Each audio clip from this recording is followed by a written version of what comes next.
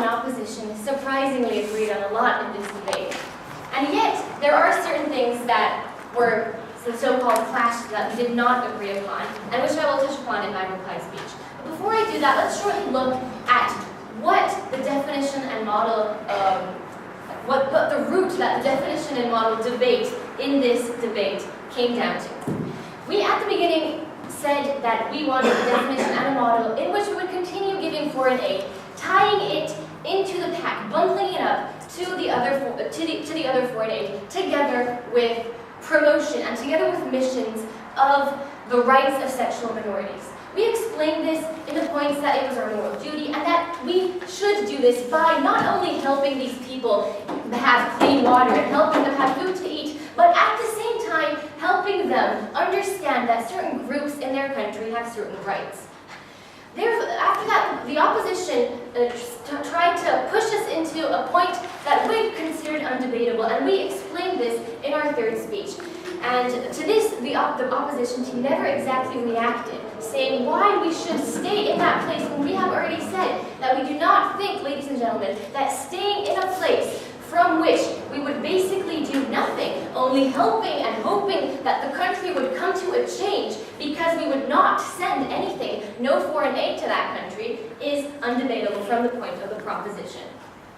But though this remains slightly unclear and has remained throughout the whole debate, because we never heard a strict and completely clear version of why that position is debatable and why we should stay at that position when we expressed that we did not want to,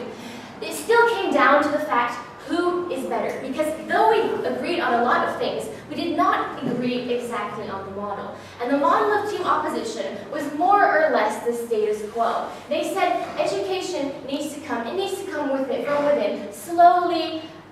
through the years. They will get to a point in which their rights will be accepted and in which they will uphold their rights. Well, we said that yes, the status quo is good in what it does, but is insufficient because we aim to add to what we are doing, to add more missions, to add, similarly like peacekeeping missions, sort of sexual minorities' rights missions, we could call it, to add this to a sort of education from the outside. We want to speak directly to the people and to make these people understand and help them realize that these groups have certain rights. And we have consistently been explaining to you that these rights are something that the European Union considers important and therefore should come as this extra factor, should come directly to the people with these missions and should try to explain to them that these freedoms and these rights that are being denied to the people are important. So what we have explained to you is that the people would not be stuck in the situation that